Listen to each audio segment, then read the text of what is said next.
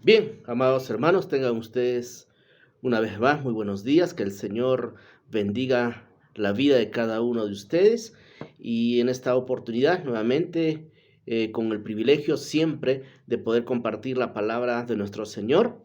Estamos ya en el libro de Éxodo capítulo 38, ya estamos prácticamente terminando el libro de Éxodo y desde el principio hasta el final del libro de Éxodo hemos hecho una referencia, valga la redundancia, referencial solamente de todo el significado que tiene este libro, porque a la verdad tiene muchos mayores mensajes profundos que desde el Antiguo Testamento trascienden verdades básicas fundamentales hasta nuestros días. Uno podría decir, pero ¿qué significado tiene el atrio, el construir, el tabernáculo? Hoy tenemos acceso directo a la presencia del Señor.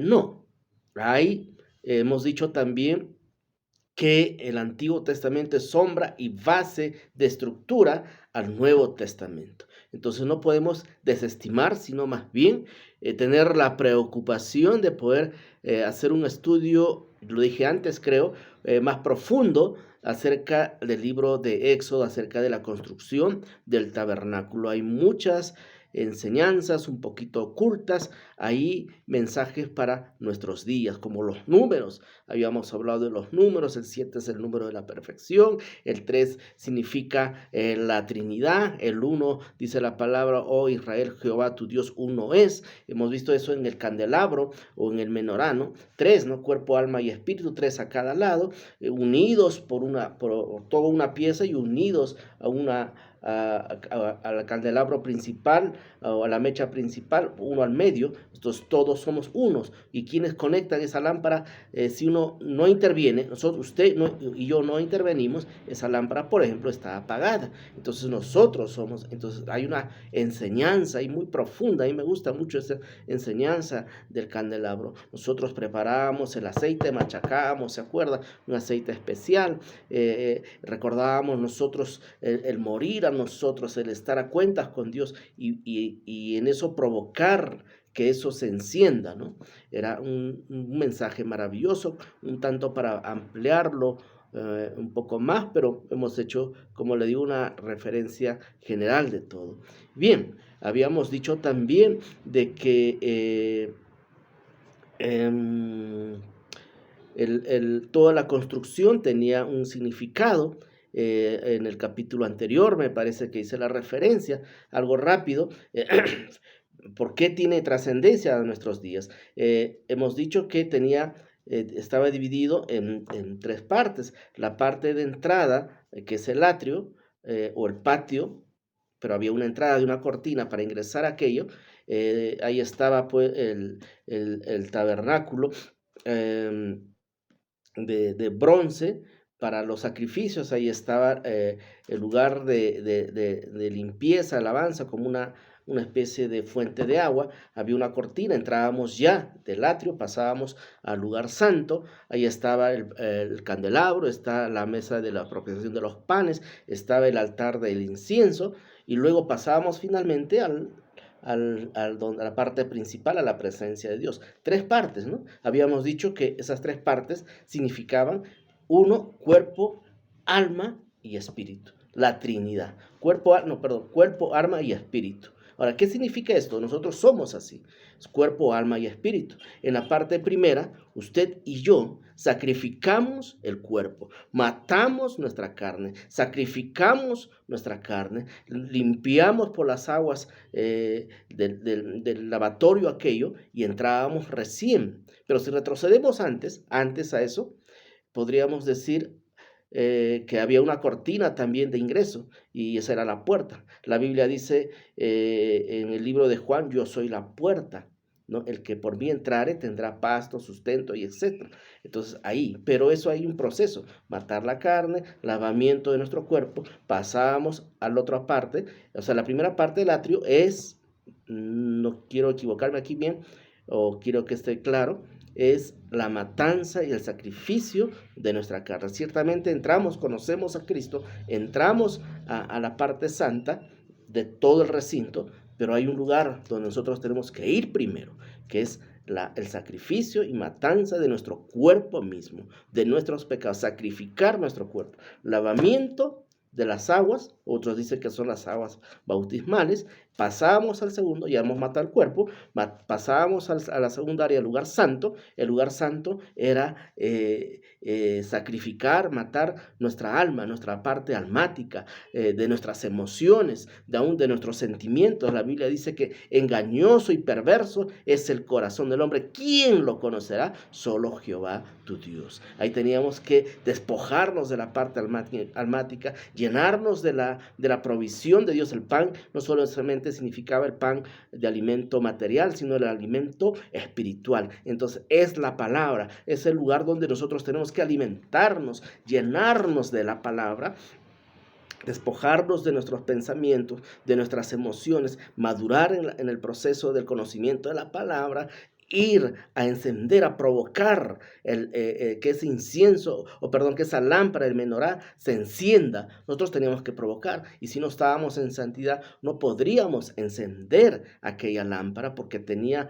ese proceso de ser sacerdote, el que tenía que encender esa lámpara. O sea, y usted y yo somos sacerdotes, y teníamos que estar a cuentas, limpiados por la palabra, sacrificado el cuerpo, limpiados por la palabra, dejar nuestra parte almática, que el Espíritu Santo era dentro de nosotros, el avivar esa lámpara, mantener encendida la lámpara. Somos la luz de este mundo, usted y yo, llamados a predicar, a iluminar el mundo lleno de oscuridad y de pecado. Pero ¿cómo lo haremos? Cuando estemos limpios, cuando estemos santificados nosotros. Luego pasábamos al altar del incienso. El altar del incienso era el lugar de adoración, donde están nuestras oraciones. Ahí nuestras oraciones tienen efecto. Había, ¿se acuerda? 4 cuernos ahí. Los 4 cuernos significan poder, autoridad, del animal que se defiende, que tiene fuerza. Entonces ahí nuestras oraciones, en convicción, conectado con nuestro Espíritu Santo, en santidad, podíamos provocar un incienso de olor agradable al Señor. Y esas son nuestras oraciones. Una vez ahí, la parte almática muerta en nosotros, avivado el Espíritu Santo, podíamos recién pasar al lugar santísimo, a la misma presencia de Dios. Ahí es donde se activan poderosamente los dones, los talentos que Dios nos ha dado, ¿no? Ahí dije yo, ahí donde imponemos las manos sobre los enfermos y ellos se sanarán. Daremos una palabra rema profética a las personas, y es un evangelio o una iglesia avivada, activada poderosamente para expandir el reino de Dios, para predicar la palabra del Señor. En la misma presencia, habíamos dicho en qué lugar nos encontramos nosotros. Estamos recién tratando de sacrificar la carne, estamos ya en el proceso de limpiar nuestro cuerpo, estamos de repente ya dentro del lugar santo, ya llenándonos de la palabra, teniendo santidad en nuestro corazón para provocar el encender la lámpara, para provocar que nuestras oraciones sean poderosas realmente y entrar luego a la presencia de Dios. Bien, esto bueno como una referencia de lo que significa, y ojo, habíamos dicho también que Dios empieza desde adentro, desde su corazón hacia afuera, porque eso era lo más importante. Y ahora ya estamos saliendo y estamos terminando el libro de Éxodo. Ya estamos en la parte del atrio, la parte del patio principal, o el único patio que eso tenía. Dice la palabra aquí, igualmente hizo de madera de acacia el altar del holocausto, su longitud de 5 codos y su anchura de otros 5 codos cuadrado y de 3 codos de altura. Un codo equivale a 45 centímetros si uno desea sacar la medida exacta. E hizo, el versículo 2, sus cuernos a 4 esquinas, a sus 4 esquinas, los cuales eran de una misma pieza, y los cubrió de bronce. Acá hay 2 detalles importantes. Acuérdense que nosotros, tanto en los panes como el altar del incienso, como en la parte del tabernáculo mismo de la presencia del Señor, tenía siempre como una especie de cornisa, como una especie de marco en la tapa, digamos así, o que significaba la realeza, que eran como como de realeza en sentido como la corona que tenemos ahí, no hay esas puntitas, igualito era cerrado. Pero aquí no porque no hay todavía realeza, solamente es lugar de morir al pecado. No tenía esa cornisa de sacerdotal, porque todavía no somos sacerdotes ahí. Somos llamados, somos convertidos, pero hay un proceso todavía por seguir. Entonces, pero sí, hay algo en común aquí, que son los cuatro cuernos, ¿no? Que en cada esquina. Eso tenían también ¿cómo le llaman esto? El lugar del incienso, ¿verdad? Entonces, ¿qué significaba estos cuatro cuernos hechos a una sola pieza? Uno era para colgar los animales ahí y luego ir trozándolos, sacrificándolos, etc. Pero también significa la autoridad, ¿no? La autoridad que uno tiene, recibe después de haber sacrificado nuestra carne. Hay poder en morir a nuestra carne, hay poder en dejar aquello que significa pecado en nosotros, sacrificar el pecado ahí, que tenga muerte el pecado nuestro. En lo otro era el poder de las oraciones, en el caso del altar del incienso, esos cuernos eran el poder y la autoridad que uno recibía finalmente cuando nuestras oraciones habían hecho un olor de incienso grato al Señor.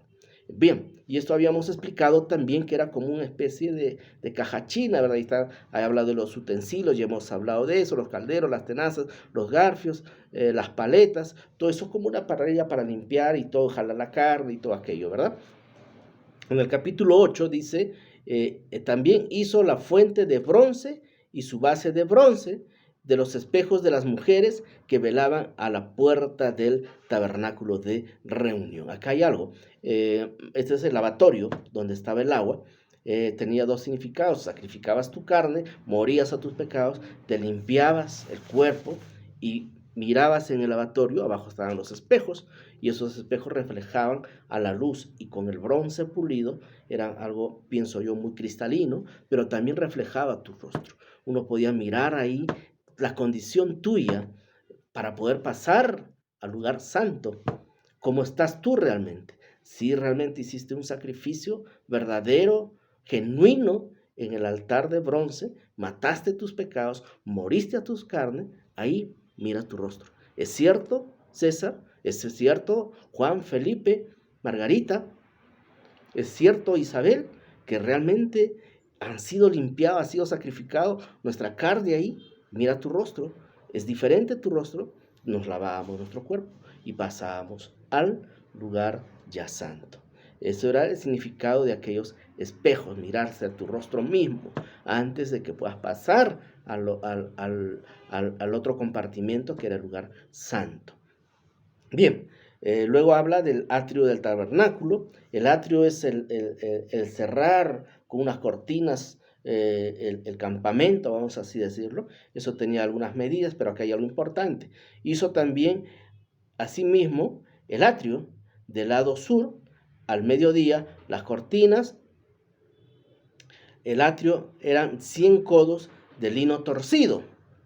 Era el atrio, las cortinas, ¿verdad? Era una puerta de entrada para todo el recinto del que estamos hablando. El atrio, el patio principal, el lugar santo y el lugar santísimo. Ya estaba todo cercado, se estaba acercando. Pero, dice, en la entrada había una cortina grande de lino torcido. ¿Esto qué significa? Significa la entrada al recinto, ciertamente, y que era la única. Es la puerta, significa la puerta. La palabra de Dios establece en el libro de Juan 10, del 9 al 11, yo soy la puerta, el que por mí entrare tendrá provisión, tendrá pastos frescos, eso dice la palabra, el que por mí entrare. Y aquí hay una verdad importante, la Biblia también dice, de modo que si alguno está en Cristo, nueva criatura es.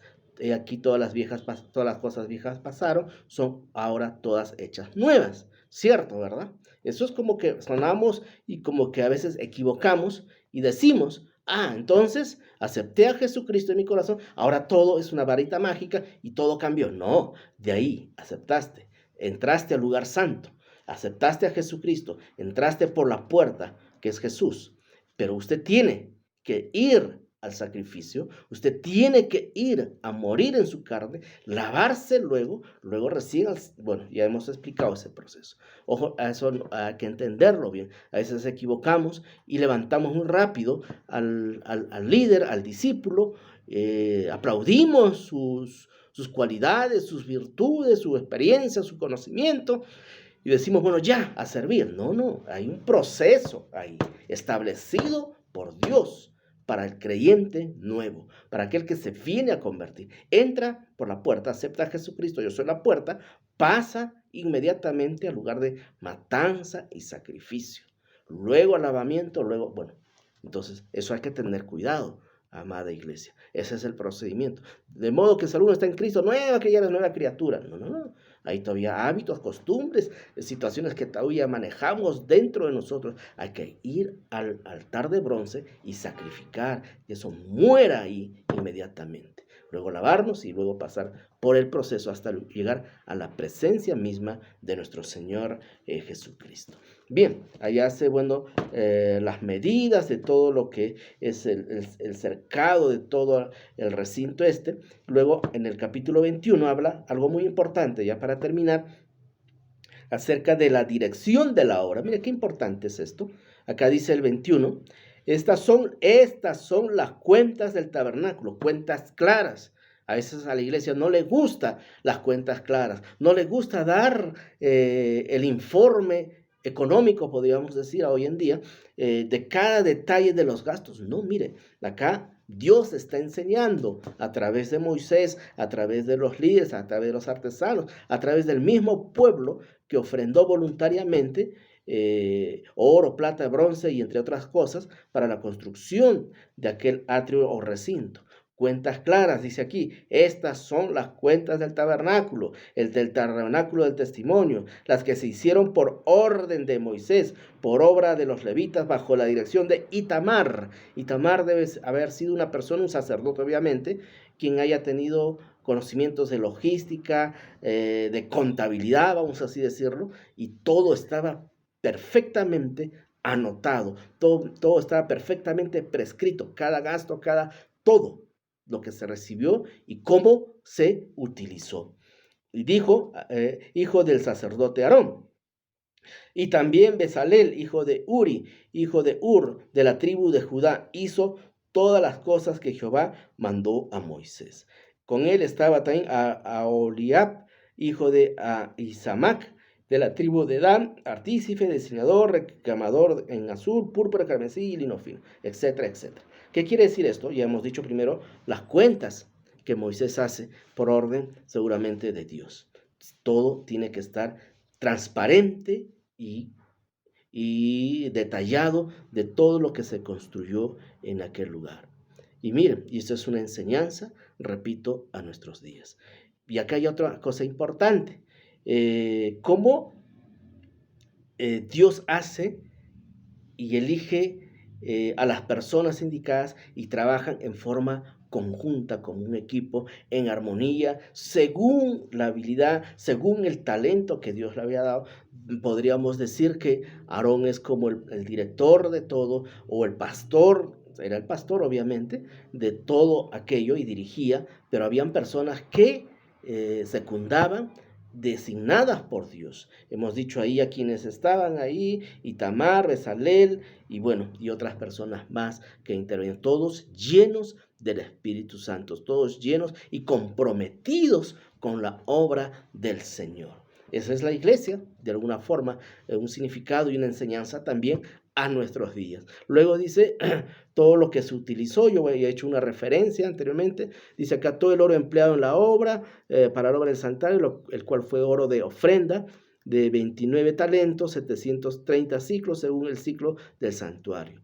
Y la plata de los empadronados, congregación que fue 100 talentos y 1775 ciclos, según el ciclo del santuario. Entonces aquí hace la referencia de separación, mira que el orden perfecto, oro, plata, bronce y luego todo lo que además, pero lo más valioso era el oro, la plata y el bronce. ¿Cuánto fue en oro? Aproximadamente 59.400.000 dólares. En plata, bueno, primeramente hablemos del peso. El oro era aproximadamente 990 kilos a 1000 kilos, y eso tenía un significado en valor económico a la fecha actual aproximadamente de 59.400.000 dólares. La plata era 3.400 kilos, lo cual significaba a conversión en dólares aproximadamente 2.720.000 dólares. Del bronce eran 2.400 kilos, de un valor estimado a 12.000 dólares. Y todo esto sumaba aproximadamente 62.132.000 de dólares. Una cantidad exorbitante, una cantidad extremadamente alto, carísimo. Uno podría decir, ¿por qué se gasta y se invierte en algo que de repente se pudiera dar al necesitado, al pobre, etcétera, en estos días, ¿verdad? Pero acá hay una enseñanza también, amada iglesia, para terminar. Todo esto que recibieron, el oro, la plata, el bronce y todo aquello, era lo que Dios les había entregado a través del pueblo de Egipto a ellos antes de su salida. Recuerden, ellos tenían eso que habían dado y tenían mucho más para consigo mismo. Tenían mucho porque no habían gastado, porque Jehová era su proveedor. ¿Por qué? Porque ellos en todo el proceso nunca tuvieron que gastar en alimento, nunca tuvieron que trabajar para el alimento. Dios fue el proveedor de sus vidas, sus vestidos y sus calzados jamás se desgastaron, no tuvieron preocupación de coserse un zapato nuevo, coserse vamos a decir, una camisa, una túnica, unas medias, no, porque nada de eso se desgastó en la presencia de Dios. Cuando uno está en la misma presencia de Dios, Dios es nuestro proveedor, Dios es quien nos faculta de todas las cosas que tenemos. Y ellos eran un pueblo agradecido y reconocían aquello que habían recibido del Señor, y nosotros también. Ciertamente las épocas, las estructuras sociales han cambiado, nosotros trabajamos, pero Dios es nuestro sustentador. Si usted ofrenda, si usted diezma, está en la presencia de Dios, Dios nunca va a hacer que usted mendigue un pan. Y eso lo establece la Biblia. No he visto justo ni desamparado que pueda mendigar pan. Eso dice las escrituras. Y si uno está a cuentas con Dios, uno ofrenda de corazón, uno da sus diezmos, uno da para la iglesia, da para la obra del Señor, Dios es nuestro sustentador. Nunca va a faltar un pan sobre nuestra mesa. Ahora, ciertamente, a veces se escandaliza mucho el tema de la iglesia, pero ese es el reino de Dios. ¿Por qué? Porque existen otros reinos del diablo, como por ejemplo la construcción de mega estadios, de lugares de concierto. ¿Cómo invierten tanto dinero en los gobiernos regionales, no sé, el Estado, las naciones, para otro tipo de cosas, ¿no? Para su reino, para establecer su reino? Así también nosotros establezcamos el reino, sabiendo que Él es nuestro proveedor, que Él es quien nos faculta, que Él es el que nos provee. Bien, amada iglesia, eso es el compartir del día de hoy. Hemos aprendido los procesos que están dentro del recinto del atrio, eso que quede bien claro, es aplicable a nuestros días de hoy. Hemos aprendido también el tema de la rendición de cuentas, el trabajo en equipo. Todo esto habría significado mucho trabajo en equipo de unanimidad, porque no solamente eran las personas que menciono aquí, era casi todo el pueblo involucrado en esta mega obra que se hizo con tanto detalle y para la gloria del Señor. Hemos aprendido el trabajo en conjunto, en equipo, a una visión, a un propósito, a un objetivo. Asimismo, la iglesia Shekinah tiene sus propósitos, tiene su visión, tiene sus deseos de cómo vamos a caminar en adelante, pero en forma unánime, en forma conjunta, fuertes, en un mismo sentir. Eso dice las Escrituras. Que el Señor bendiga sus vidas y que tengan un buen día.